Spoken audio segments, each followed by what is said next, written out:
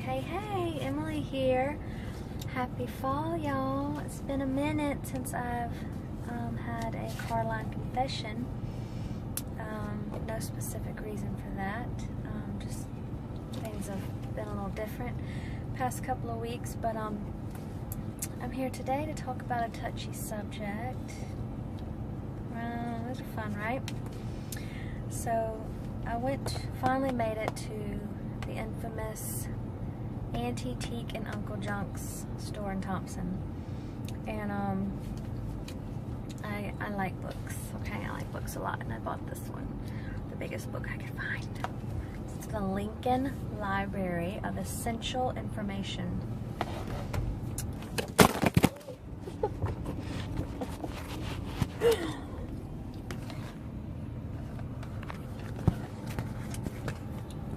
That just happened. Okay, yeah, got a little excited about my book. Okay, so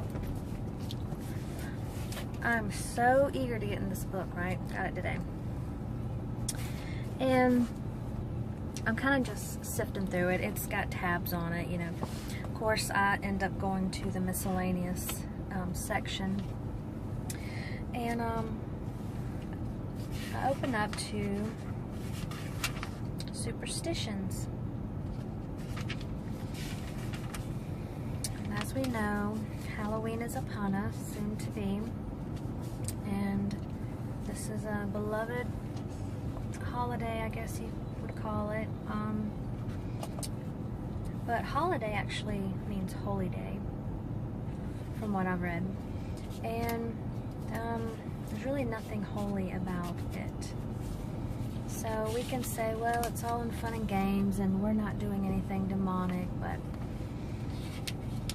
just about everything that essentially has to do with Halloween is a demonic, evil origin. So, first thing I read, and how about I went to find something on my dresser to use as a bookmark, and I grabbed this tag and it says, "Live for Truth." Lord help us. So, I'm going to read some of this one. This is short. It's called these are different, like I said, different miscellaneous terms. And we're in the section under superstition. Vampire, a word of uncertain origin, used to signify a kind of spectral being with a human body, which, according to a very ancient superstition, leaves the grave at night and preys upon sleeping men and women. It is said that the vampires are the ghosts of dead wizards and people of evil lives, and that by sucking the blood of their victims, they maintain in their buried bodies a semblance of life.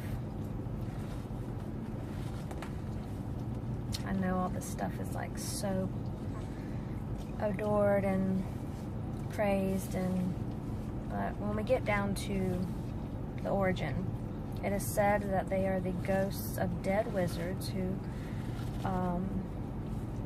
are sorcerers and people of evil lives. And we dress our kids up like this and think it's cute. Well, it's just a superstition. It's not real. Well, there's a supernatural, spiritual world around us that is a demonic kingdom, and then God's kingdom. So, you know, we need to stop pretending like all this stuff is just sci-fi. Okay, there are demonic entities, and there's rulers and princes of darkness. Okay, there is about 3 paragraphs on witchcraft, and it's basically a woman who has evil spirits and spells, and just there's nothing holy about this. There's a couple other in here, omens and signs, and even goes into the things about mistletoe. I think you'd be a little surprised to find the origin of mistletoes, but all this stuff you can look into for yourself.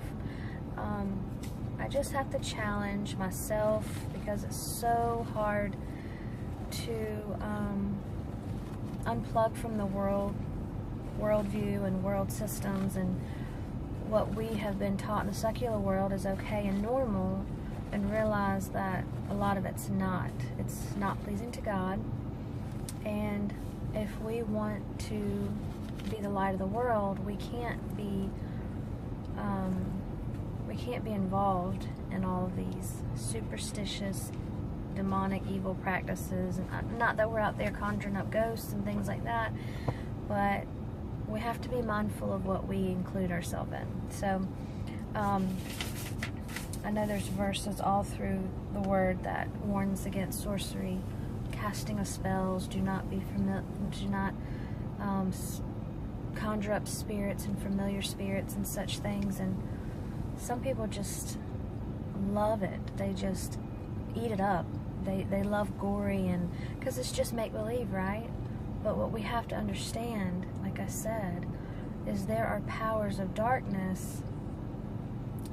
God is supreme power, and He has all power, really. But they are allotted, these demonic spirits. Got disconnected there, guys. I'm gonna finish up real quickly. I guess if you know me, you know that I'm not about popularity. I'm not about the likes. There's a lot of things I share on my Facebook that no one likes it. No one probably reads it. But I'd rather put the truth out there than, act like I'm a particular partaker in some certain tradition, or, I just rather the truth be known of how I feel and look at things. So I've shared this on my Facebook account. But this festival is actually, Halloween is actually, I think it's pronounced Samhain, spelt Samhain. And it's a pagan New Year. It's called the Witch's New Year, and it's October 31st. From sunset of October 31st to sunset of November 1st. And it's, like I said, it's where we got Halloween from. It includes all type of events. I'll just say that. I'll let you decide for yourself. Some of the stuff seems harmless, bobbing for apples and things like that. But they're trying to guide the dead home. Building altars to deceased ancestors, and leaving food and bread as offerings to the spirits outside of their homes. These aren't the spirits. These aren't, God. It's not God's spirit that they're referring to, obviously. So it's, like I said, it's called the Witch's New Year, and I just have to ask myself, start with myself.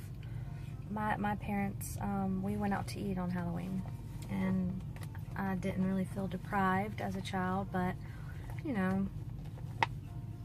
honestly, candy and dressing up sounded really fun, and sometimes I couldn't understand why my parents did it, but of course I'm grateful now, because we've done it a few times. But the more I dig into it, the more I realize just because the secular world says it's okay and it's normal and it's just harmless, I don't go by their opinion, and I don't go by their code of ethics.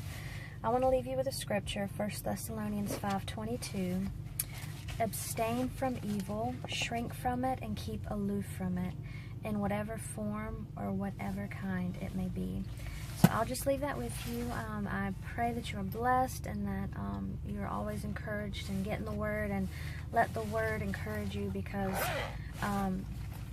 it's written for our inspiration. It's inspired by God. It's written for us to guide us and to be a lamp unto our feet. So I encourage you to get into your Word and spend some alone time with God. If you're already doing that, then you know the fruit that it bears. It's amazing what it can do to spend that time with the Lord each and every day. Until next